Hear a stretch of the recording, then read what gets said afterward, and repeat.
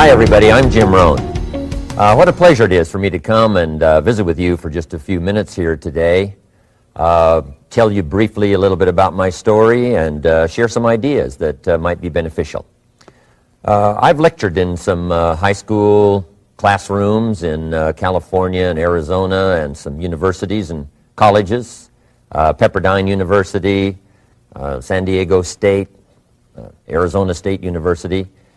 And so I've had a chance to talk to kids that are interested in themselves and interested in their future, interested in America, interested in what they can do with their lives, and listening to stories that might be beneficial. And I don't have a chance to, visit all of the schools and universities around the world, so this is a great chance for me by video to have a chance to tell you my story. Just briefly, let me tell you my story. I grew up in Idaho, farm country. My father still lives on the old homestead where I grew up, southwestern Idaho. He'll be 91 his next birthday, and I'm very proud of him. I went to high school. I graduated. I went to college 1 year. Halfway through my second year, I decided I was smart enough, so I quit. One of my major mistakes. I should have stayed in school. But I thought, heck, I'm smart enough to get a job. And back then I thought, that was it. If you're smart enough to get a job, what else would you need? Found out later, a big mistake. But anyway, I quit school at age 19, went to work. A little while later, persuaded a beautiful young lady to marry me with a lot of fancy promises. And fortunately for me, we got married. A little while later, I started my family. And I'm out there working hard, doing the best I thought I could. But year by year, I kept falling a little further behind. Buying a little more than I could conveniently pay for on time. And the creditors are finally starting to call saying, hey, you told us the check was in the mail. I'm not feeling at all good about that. About age 25, I've got pennies in my pocket, I've got nothing in the bank, and way behind on my big mouth promises to my family, and wondering what could I do to make my life better. I was willing to work hard. That was not my problem. But I just wasn't making the progress I wanted to make. And then good fortune came my way. Sometimes it's difficult to describe good fortune, why something remarkable happens to you at a particular time. One of my friends says, well, hey, things don't just happen. Things happen just. And maybe that's it, I don't know. But my good fortune was I had a chance to meet a very wealthy man. His name was Mr. Schoaf, Mr. Earl Schoaf. A friend of mine had gone to work for him, and he started telling me about this man. He said, you got to meet this man. He's rich, but he's easy to talk to. And he's got a remarkable philosophy of life. And he kept going on, and I thought, well, I've got to meet this man. So shortly after that, I had a chance to meet this Mr. Schoaf, and I was impressed. He was rich. He was easy to talk to. Within a few minutes, I was dazzled. And I said to myself, I would give anything if I could be like that, rich and easy to talk to. What would it take? And then I thought, if I could just get around somebody like him, and if he would teach me and coach me, I would do it all. And that was my good fortune. A few months later, this wealthy man, Mr. Schoaf, hired me and gave me a job, and I went to work for him, and I spent the next 5 years in his employ. And then, unfortunately, at age 49, he died. But I got to spend 5 years with this remarkable man, his last 5 years of his life, and the first 5 years of my new life. And my dream came true during that 5-year period. This man took the time to teach me and coach me. He taught me the books to read. He taught me the disciplines, and he taught me the skills. And he taught me the changes to make in my language and personality. And the things he shared with me during that 5 years changed my whole life. Changed my income, changed my bank account, changed my future. I've never been the same. By the time I was 31 years old, I was a millionaire. So he taught me economics as well. So how lucky can you get to meet the right person at the right time who takes the time to share with you ideas that can change your life? A lot of rich people, right, don't take the time, but he did, and he also had the ability. Some people want to share their experiences, but they don't quite know how to say it. But he had it all, and he used language that I could understand, and those ideas greatly affected my life. I wish he was still alive today. If he was, I'd be calling him today one more time, thanking him for the time he spent with me sharing his life and his experiences that so dramatically affected my life. Then, how I really came to be invited to speak to you today. 30-plus years ago, I was living in Beverly Hills, California. And a friend of mine one day said, "Jim, you've got to come and tell your story to my service club." He belonged to the Rotary Club. And he said, "I know your story. Idaho farm boy makes it to Beverly Hills." But he said, "I know my club members would love to hear your story. Would you come and at our breakfast meeting and tell your story?" And I said, "Okay." So I arranged a little talk, went and shared my story that morning, and guess what? They liked it. And my phone rang. Another club called and said, "Would you come and tell us that story?" My phone rings. Another club calls, said, "We've heard about your story. We have a luncheon meeting. Would you come share your story?" First thing I know, I'm spending a little piece of my time giving these breakfast talks and luncheon talks. And then one day, a man who heard my talk about 3 times said, "Would you come and talk to my management and salespeople?" He said, "I've got this little company going, and he said, if you would spend some time talking with my management and salespeople, I'd be happy to pay you." And I thought, wow, wouldn't that be something? Tell my story and my experiences and get paid? He said, "I'd be happy to." Little did I know, that was the beginning of a whole new, brand new adventure for me in sharing my story in speeches and talks and seminars and lectures. And now this business, it's become one of my most flourishing enterprises, takes me around the world. I went to many countries just this year, had my largest audience early this year in Spain. 12,000 people, 10 different languages being translated at the same time. The whole audience with the earphones on. It's interesting when you lecture with multi-languages.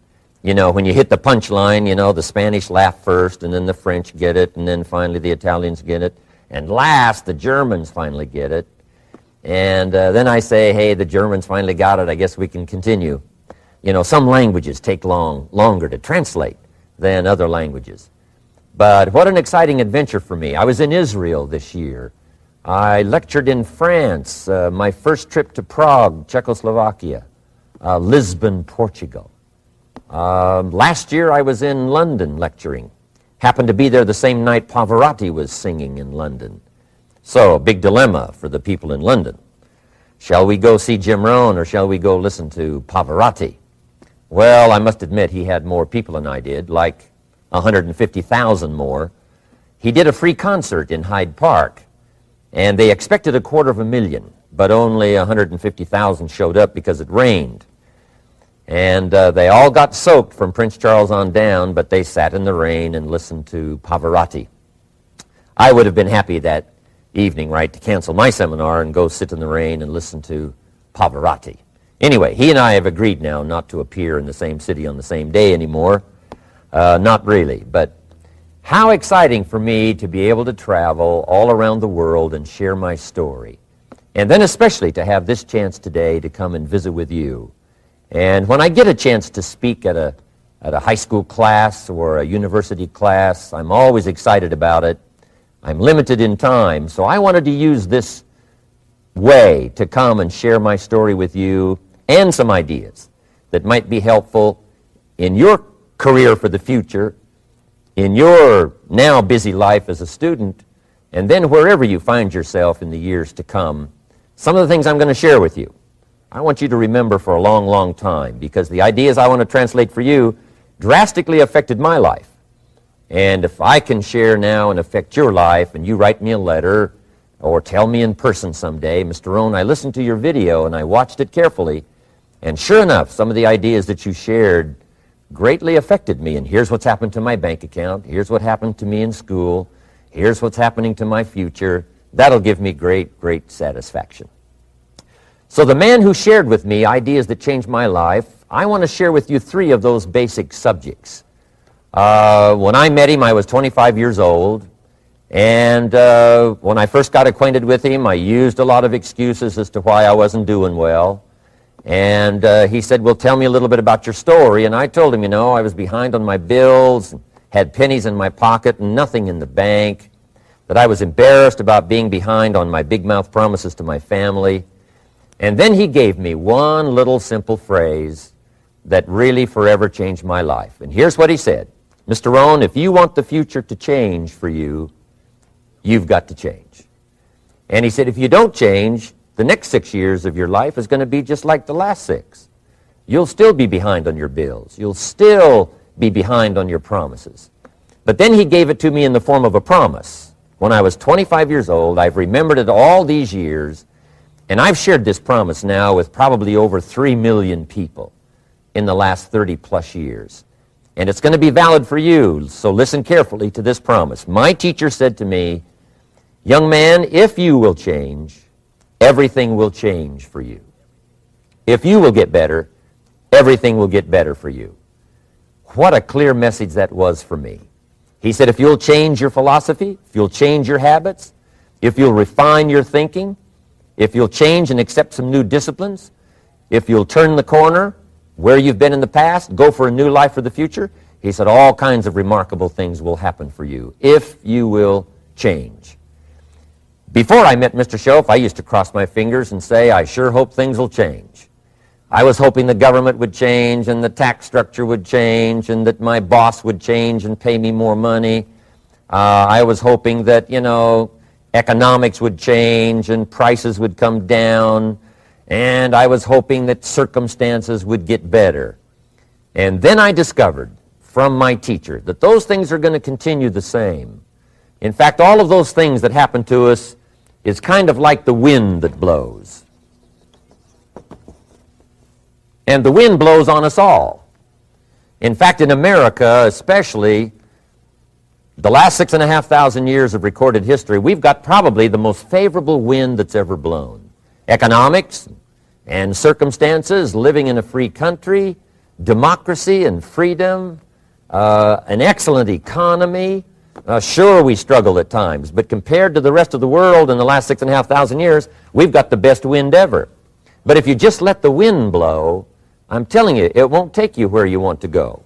All of us must use this wind to take us to the dreams we've got, to the equities we want, to the money we want, to the income we want, and to all the things we want our life to have. This is where we want to go, and we've got a good wind, but we must not leave our future just to the wind, just to the economy, just to the structure of the way things are happening today. Here's what we must learn to do, and that is set a good sail.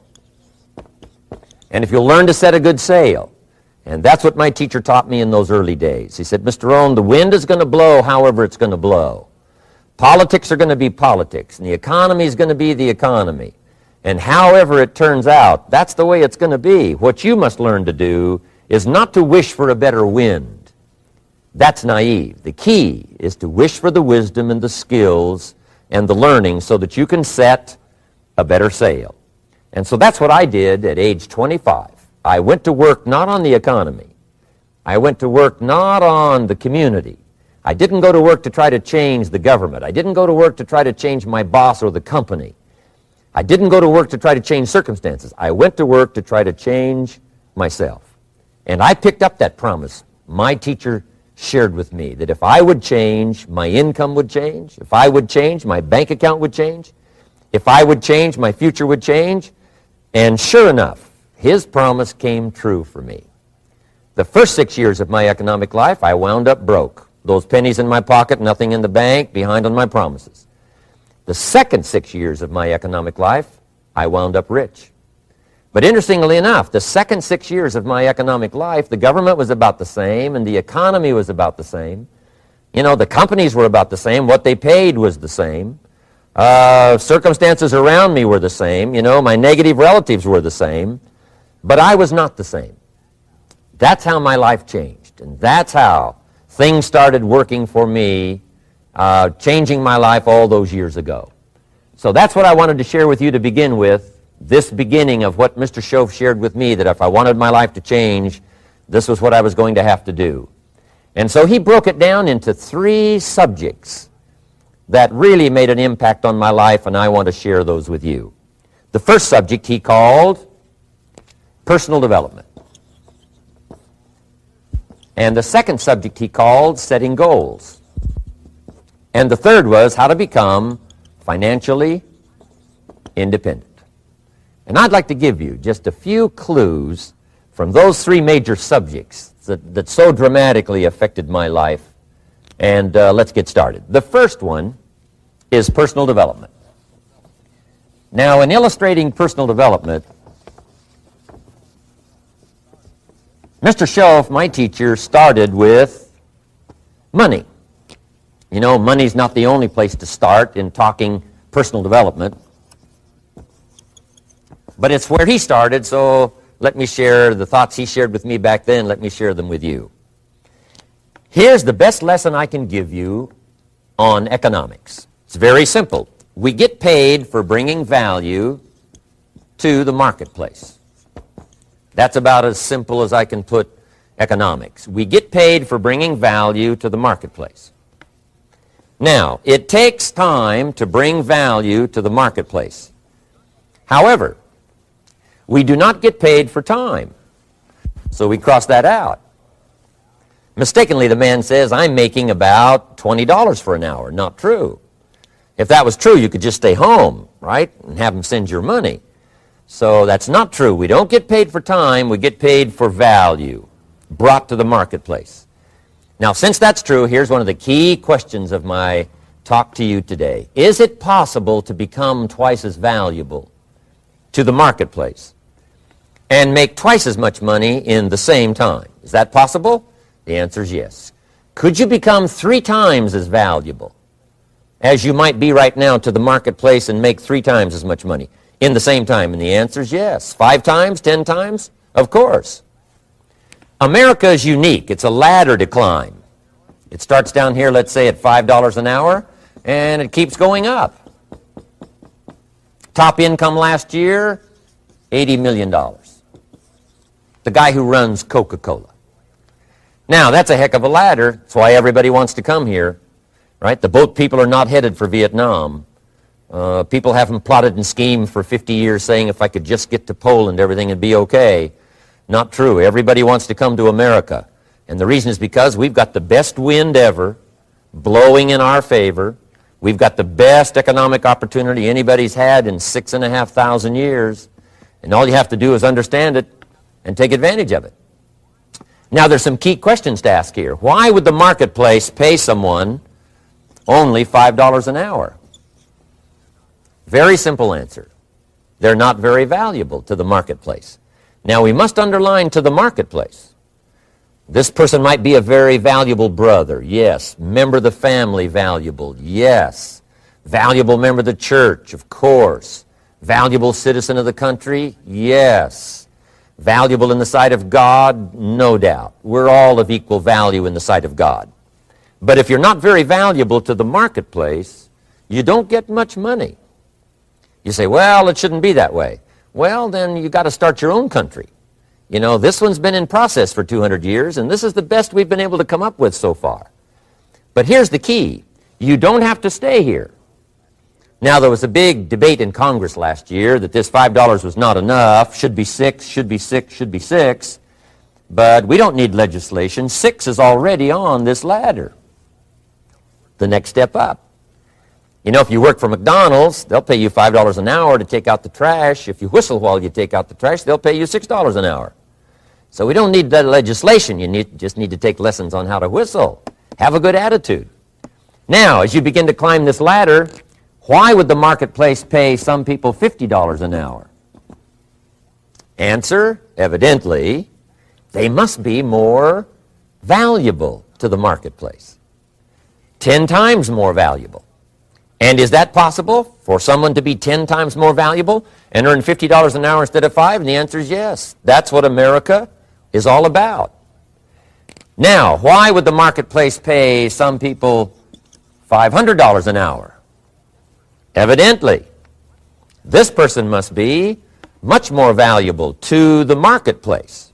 That's what's important to understand, to the marketplace. And would the marketplace pay one person $80 million for 1 year's work? And the answer is, of course. If you helped a company make $1 billion, would they pay you $80 million? I'm telling you, it is possible. And that's why America is so exciting. That's why this financial ladder is so exciting. It's possible for all of this to come true for all of you, no matter where you start. As a student in school, just getting started out there in the workplace, this is all possible for you. Now, Mr. Schoaf gave me the clue on how to climb this ladder as high as I wanted to climb. Now, we're talking primarily economics here. There's a lot of other ways to become valuable to your family, valuable to your friends, valuable to the community, valuable to the team, right? Valuable to the team effort, valuable to the concert. But here's what he said to me. In climbing this ladder economically, all you have to do is work harder on yourself than you do on your job. Once I heard that, it made sense to me. I kept hoping that everything else would change around me, found out that if I went to work on myself, worked on my skills, worked on my language, if I became better than I was each year, if I grew in skills and language and vocabulary and competence, then I would become attractive to the marketplace. Not very long ago, a company called me and said, Mr. Rohn, we're expanding internationally. We'd like to have a bit of your expertise to help us. Would you give us a bit of your time? We'll add some millions to your fortune. And I said, okay. And I thought later, isn't that interesting? They would call me. Then my second thought was, of course they'd call me. Who else would they call? I can get the job done. Now, what a contrast for me, farm boy from Idaho, raised in obscurity, parents of modest means, broke when I was 25. How come I would get a telephone call and someone offer me a lot of money to help them in expanding around the world? Simple answer, evidently. Something happened to me between age 25 and where I am today. And I can tell you where it all started. From my teacher, Mr. Schoaf, who said to me, we don't have to change what's going on out there. That's the wind that's blowing. All we have to do is change what's going on in here. And now there's several ways to do that on personal development. And let me give you those ways. Here's the first one. We must learn from personal experience. Pretty simple. Learn from what happens to you. Take a look back over the last few months. Did you make some mistakes? How could you correct those for the future? Take a look back over the last year. Have you done it right or done it wrong? Let's correct it for the next year. Learn from your personal experience. Mr. Schoaf asked me when I first met him, he said, Mr. Rohn, how are you doing? You've been out there now 6 years. And I said, I'm not doing very well. He said, I suggest you not do that anymore. What a simple, swift analysis to my situation. He said, if you keep doing it, the next 6 years will be like the last 6. You don't want that to happen. Let's make the changes. So learn from your personal experience. Now here's number 2, why I came to share this video experience with you today. And that, I call it OPE, other people's experiences. That's me, other people. That's your teacher, other people. That's your friends and colleagues, other people. The people you meet that can pass along to you their experiences, what's happened to them, the mistakes they made, how they corrected them, how they changed their health and changed their bank account and changed their income and changed their future. That's it. Other people. Now, there's two kinds of people to learn from. One is failures. It's too bad failures don't give seminars, right? That would be valuable. Bring your notebook, have them tell you how they lost it all and threw it all away, threw their health away and threw their friendships away and things didn't work out well. That would be valuable. But now then we must also learn from positive, people that have done well. They've got the health, and so we ask them, how did you become so healthy? They've got the skills, so we ask them, how did you become this skillful? They've got the income, so we ask them, how did you get here in such a short period of time? So now here's what's important in personal development. In learning from other people, we learn, number one, by observation. We learn what we see. We watch people that are successful in what they do. In sports, we watch their disciplines. In business, we watch their disciplines. By observation, what we can see. The reason I created this video is something that you could see someone's experiences translated for you. Second, we learn by what we hear. I've got some of my lectures on cassette tapes, so you can take them with you wherever you go and learn by listening. Turn your car into a mobile classroom and listen. And then listen to the sermon on Sunday morning. Listen to the lectures. Listen to the teacher. Listen to someone who's got something good to say. And then number three is vitally important on personal development, and that is read all the books you can possibly read in your lifetime. Mr. Schoaf got me started on my library. I've got one of the better libraries. Haven't read everything in it, but I feel smarter just walking in it, my library. At least I was smart enough to buy it. Now I got to be smart enough to read it. Then, of course, I got to be smart enough to decide what's valuable and then do it. But this one is very important. Become a good reader. Some books that helped change my life. Mr. Schoaf recommended, of course, the Bible. And my parents made sure I was a pretty good scholar by the time I was 18. That's been so beneficial for me, drawing from those illustrations, reading about those stories, people who made it and people who didn't make it, and what the difference was. And then other books that helped to really change my life. One called Think and Grow Rich by Napoleon Hill. And then a book that helped me become financially independent by the time I was 31. And that book is called The Richest Man in Babylon by George Clason. And I'm going to share a little bit of that book with you when I get to financial independence today, our third subject. But I started reading the books, attending the classes, making sure that I got in front of people that had something good to say. And then I started keeping a journal. One of the major things my teacher taught me was to keep a journal. He said, don't trust your memory. If you hear something good, just make a little note and write it down. Now, at first I took, notes on pieces of paper and torn off corners and backs of old envelopes. And it didn't serve me well, thrown in a drawer. Then I learned to keep a journal, a bound copy of all my notes. So I would suggest you do the same. Things that impress you, a poem that impresses you. When you attend a class, some of the ideas that impressed you, jot them down.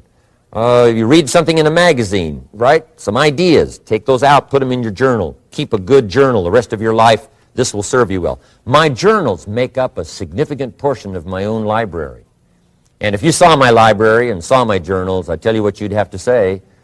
This is the library, and these are the journals of a very serious student. No wonder Mr. Rohn is invited to lecture and speak on his experiences around the world. So I want the same thing to happen to you. Value captured that you can resort to later, go back over it and review it, and let it become valuable to you. So that's my first subject, personal development.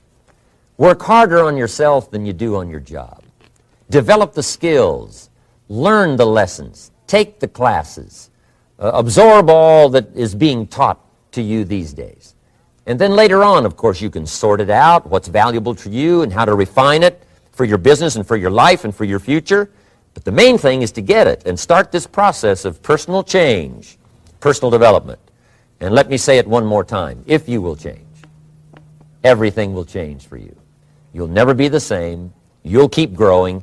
As you look back on a few months, look back on a few years, you won't believe the progress you can make. Economically, your relationship with your family, your friends, and whether you're in sports or economics or whatever, I'm telling you, that whole process of committing yourself for personal change, personal value, can really make your life unique and worthwhile. Now let's cover the second subject, on setting goals. Mr. Shelf gave me some tips on setting goals that changed my life forever. And I want to share those with you.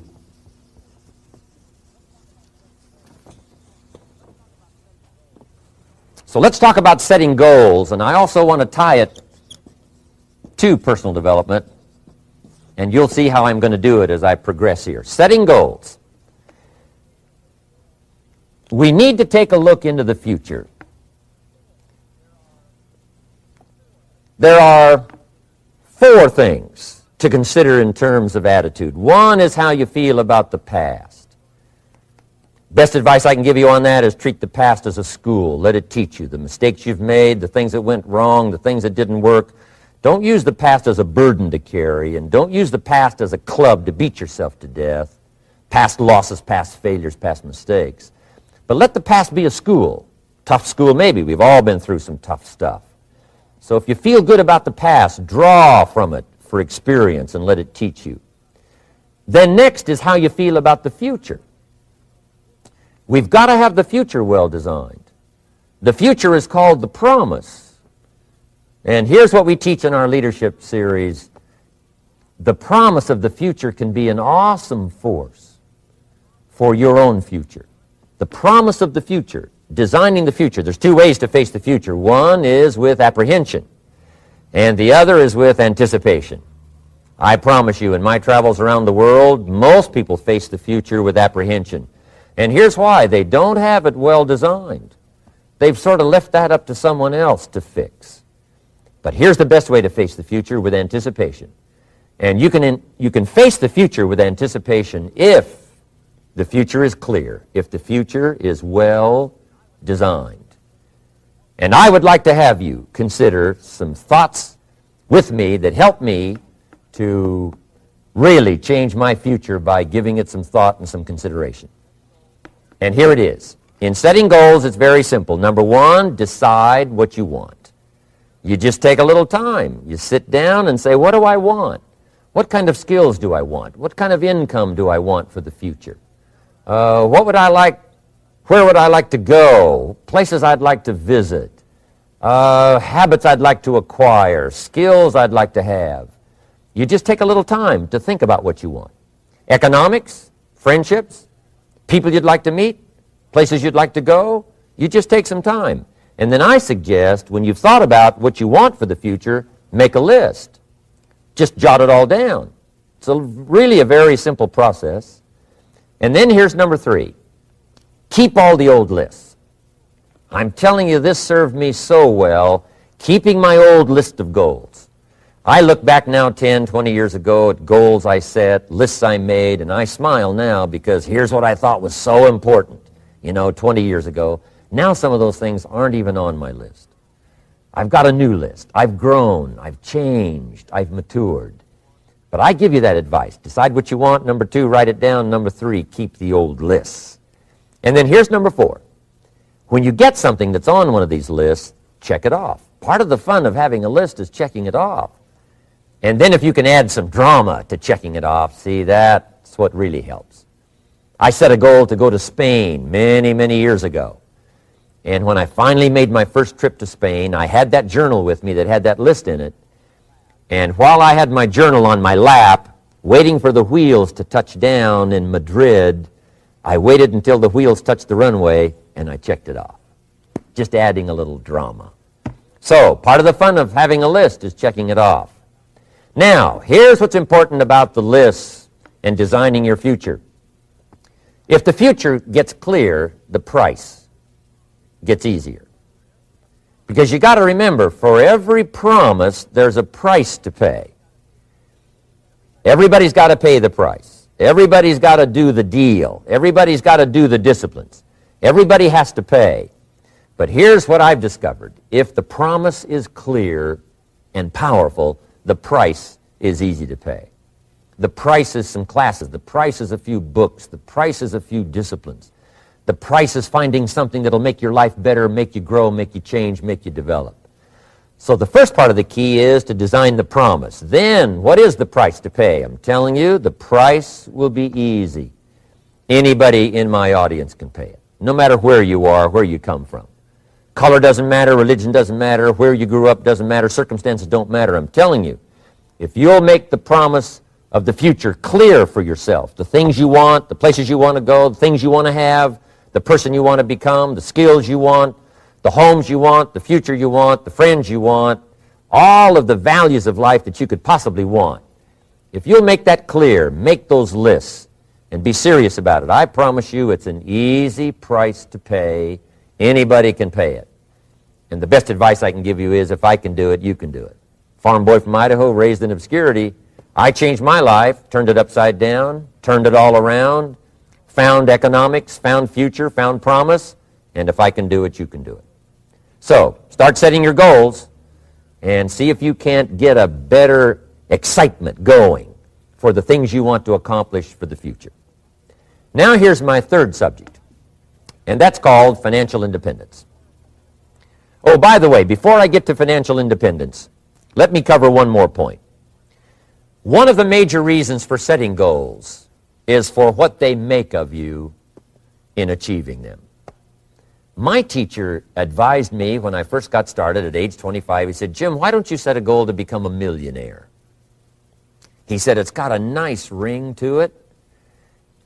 You know, enough zeros to impress your accountant." And he said, "I'm here to help you. You're only 25 years old. You've been to 1 year of college. You've got a beautiful family, every reason to do it. Why don't you set a goal to become a millionaire?" And he said, "Here's why." And I thought, he doesn't need to teach me why. Wouldn't it be nice to have $1 million?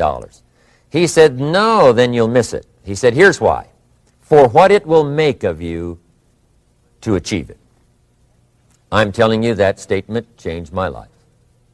Set the kind of goals that will make something of you to achieve them. He said, "Now, once you become a millionaire, what's important is not the money." I thought, that's kind of strange teaching. He said, "Honest, it isn't important." He said, "You could just give the money away." Now, I did better than that. I lost it all. By the time I was 31, I was a millionaire. By the time I was 33, I was broke. And I'll tell you a little bit about that story later. But when I lost all my money, guess what? I found out Mr. Schoaf was right. What was valuable was not the money. What was valuable was what I became to earn the money. The skills I had, the knowledge I had about the marketplace, the values that I had going for me. They were more valuable than the money. And here's an important statement to remember. It's not what you get that makes you valuable. It's what you become. So part of the key here is to set the kind of goals that will make something of you. Don't set them too low so that you don't have to grow and you don't have to read and you don't have to try and you don't have to stretch. Don't set them too low. And then don't sell out. Don't go for something that's going to cost you your virtue or cost you your values or sell out your principles. There's a good middle road here to follow. Goals that will inspire, goals that will help you grow, change, develop, and become better than you are. Okay, now let's talk about financial independence. How to become rich by 40, 35 if you're extra bright, much sooner if you find an opportunity like I did. Let me show you how I did it. Financial independence. First of all,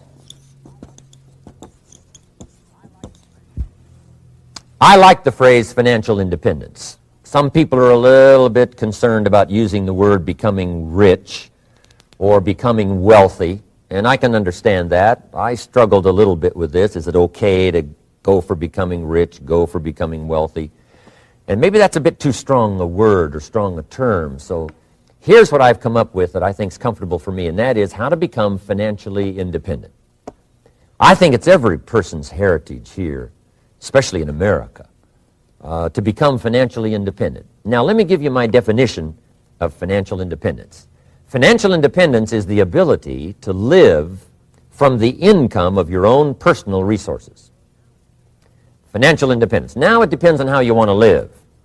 If you need $2,000, $3,000 a month, if you need $4,000 or $5,000 a month, if you need $10,000 a month, some people may need, $100,000 a month. But whatever you would need to live, and you could earn that living from the income of your own personal resources, that's what I call financial freedom, financial independence. And let me show you how to acquire it. If you start at age 15, between ages 15 and 35 is 20 years. And in my personal opinion, based on my own studies and my own experience, 20 years, in my opinion, is enough time to become financially independent.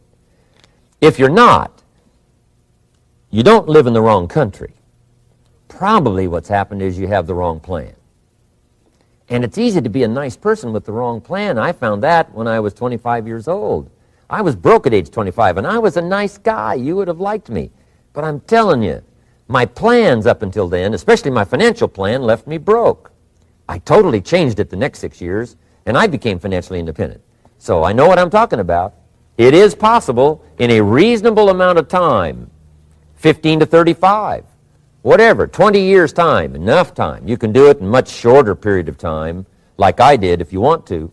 But this is a reasonable enough time. But here's number one. First of all, you got to have the right philosophy. Philosophy is our ability to gather knowledge and sort through it and decide what's valuable. To develop a philosophy about life, a philosophy about our health, a philosophy about our family relationships, a philosophy about economics. And if you develop the right philosophy, that's what helps to set this sail so that in 6 years it takes you where you want to go instead of winding up like I did that first 6 years of my economics, broke, no money, empty bank account. The right philosophy. Now let me give you a couple of philosophies to consider. Here's the first one. It's called the philosophy of the poor. And here it is. Poor people usually spend their money and invest what's left. That's the philosophy of the poor. Now here's the philosophy of the rich.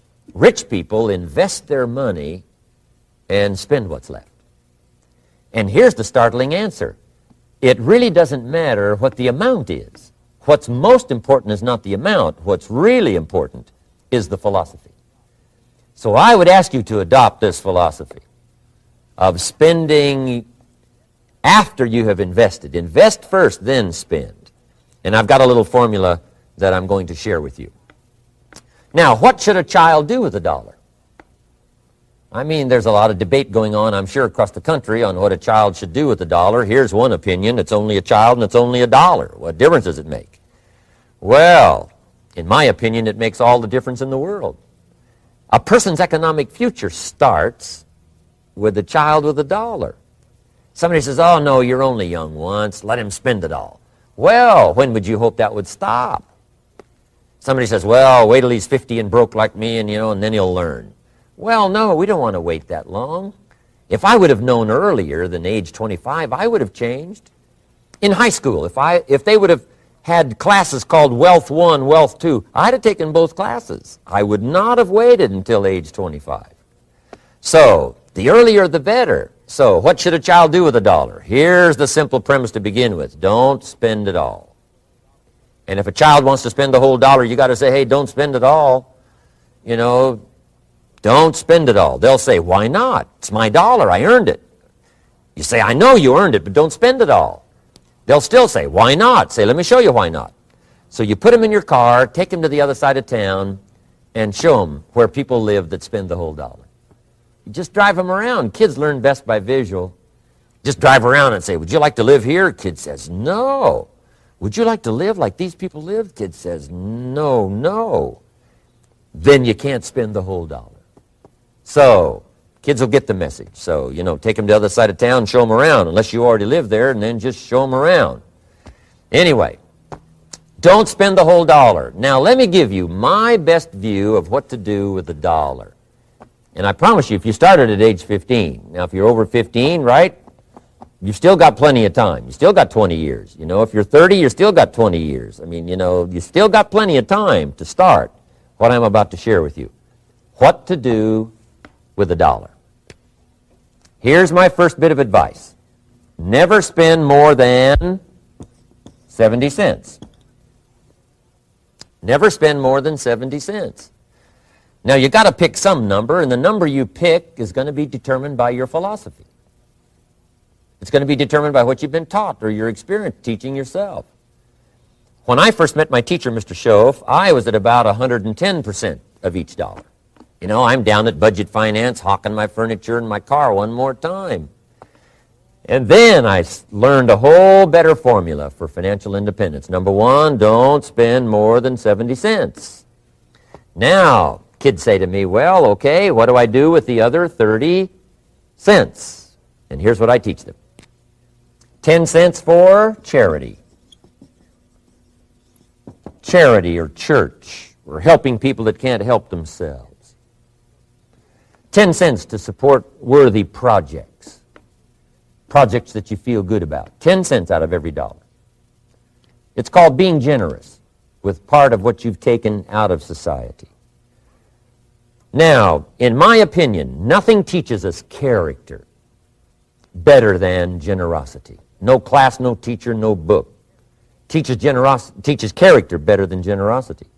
And the best time to start is when the amounts are small.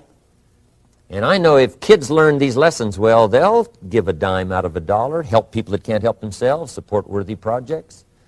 Or if you belong to a church, they teach tithe, piece of. That's very important.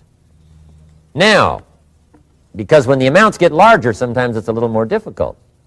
You know, giving 100,000 out of $1 million, someone says, oh, if I had $1 million, I'd give 100,000. I'm not sure. That's a lot of money. So the time to start is when the amounts are small. 10 cents out of the dollar. Okay, next 10 cents I call active capital. Active capital means do something to make a profit. Active capital. Set aside a portion of your income. Wages are okay, but I'm telling you, wages will make you a living. Profits will make you a fortune. So set aside part of your income as capital, called active capital. Any kind of project you can possibly think of, you can possibly come up with. I'm going to write a new book, I think, for kids. I think the title is going to be, Of Course, Kids Should Pay Taxes. It's kind of an interesting title. In California, kids do pay taxes. When a child walks into 7-Eleven, buys something that costs $1, the proprietor says, give me 7 more pennies. And the child says, hey, what's these 7 pennies for? And the proprietor says, that's the taxes. Kid says, well, hey, I'm only 8 years old. Proprietor says, congratulations, you're my youngest taxpayer. Give me the money. So in California, where I live, kids do pay taxes. Big question is, should they? And my book will answer that question. Of course, kids should pay taxes. Nothing is for free. If you want to ride your bicycle on the sidewalk instead of in the mud, you got to pay the 7 pennies. Nothing is free, so we all have to pay. So, 10 cents out of your living, out of the money you earn, set aside for capital. Capital to try your best to show a profit. And in my book, it's going to be all kinds of ways kids can make money, right? 2 bicycles, one to ride and one to rent. I mean, you know, it doesn't take long to figure out some enterprise that'll start making a profit. Then you must jot this down if you're taking notes. Profits are better than wages. 1, you can't usually start wages until you're about 16, 15, 16, but you can make a profit long before you're eligible to start earning wages. And then there's no limit to profits, and they can double and triple and quadruple. You know, there's no limit. It's incredible how fast profits can grow. So profits are better than wages. Wages make you a living. Profits make you a fortune. Now, the third 10 cents is vitally important. I call it passive capital. Capital you let somebody else use. A financial institution, stocks and bonds, mutual funds, whatever. Let someone else use it. You furnish the money. They use it to make a profit, but they pay you for the use of it, called interest. And here's one of the things that'll make you financially independent fairly quickly, and that's called compound interest. And this is how you get it. Letting someone else use a portion of your money, your substance. They show the profit, they pay you interest. And this passive capital, I'm telling you, over a sustained period of time, if you'll develop this little 10, 10, 10, and 70, especially starting at age 15, I'm telling you, by the time you're 35, you will be financially independent. You'll have the ability to live from the income of your own resources. And then one more point on passive capital. There's a Bible philosophy. I'm an amateur on the Bible. But there's a Bible philosophy that teaches the borrower is servant to the lender. And if you want to be in a powerful position as you grow older, finally when you become mature, maybe have your own business, things have worked out for you for the future, the position you always want to be in is the power position. And that's called the lender. The lender is the power position. So if kids learn early enough, and then you ask them what they'd like to be when they grow up, I'm telling you, once they understand, they'll say, well, one of the things I want to be is one of those lenders. That's the power position, not the spender. No, you'll be pitied the rest of your life if you just become a spender. You got to become a lender. And I think this is the one formulas to follow. 10 cents out of every dollar. Let someone else use it. Be the lender, power position. Then try to show a profit. Can't we teach our children how to take $1, search the neighborhood, find a broken wagon, pay $1 for it, bring it home, clean it up, sand it until it's clean, paint it red till it shines, straighten out the wheels till they're true, take it back to the neighborhood, sell it for $5? Anybody can do that. Now, does the child deserve $4 profit? And the answer is yes. Society now has a mended wagon. And that's what America's all about. Finding something, touching it, making it better, making a profit, taking part of your resources, helping people who can't help themselves. Let someone else use it to make a profit. Some projects require more capital than one person has. Exciting. And then let them pay you for the use of it. America's had this philosophy now all these years. Communism has taught all these years capital belongs in the hands of the state, not in the hands of the people. We've been teaching all these years capital belongs in the hands of the people, not in the hands of the state. And we turned out to be right. Capital in the hands of the kids, capital in the hands of the people. Enterprises that make a profit, enterprises that grow. It's the hope of our future. So that little simple formula, I hope, will help you. Now, one more key on financial independence, and that is attitude. Attitude. Here's number one. I used to say, I hate to pay my bills. My teacher straightened me out on that. He said, let's see, Mr. Rohn, what you hate to do is pay $100 on an account and reduce your liabilities and increase your assets. I said, well, no, not if you look at it that way. He said, well, it all depends on how you look at it.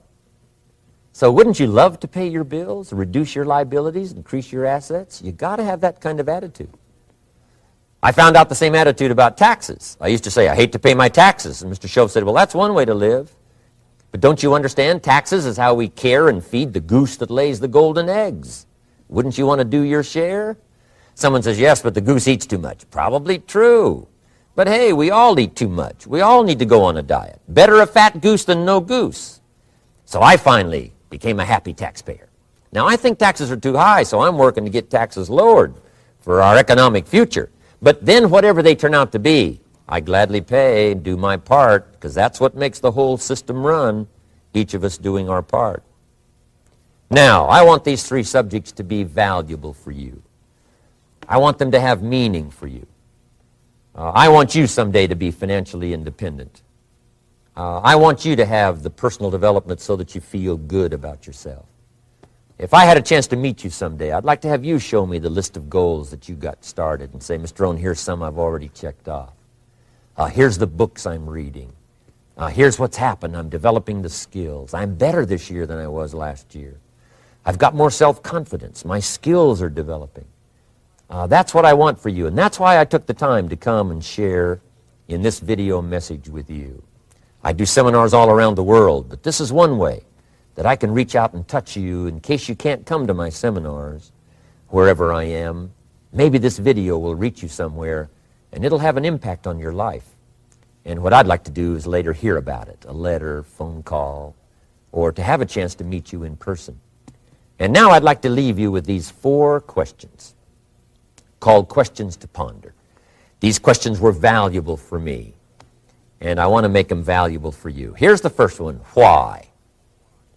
We all ask why we should work this hard, why take that many classes, why go to school that many years, why take the notes, why read the books, why work that hard, why put yourself through the push-ups and the disciplines, why? Good question, why?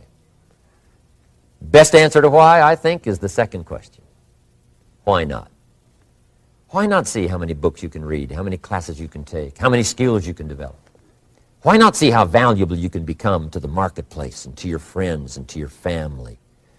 Why not see what you can make of yourself? Why not see how far you can go, how much you can see, how much you can earn, how much you can share? Why not? That's the heritage all of us have, in America especially, is to see what we can make out of our lives now that we've been given this extraordinary opportunity.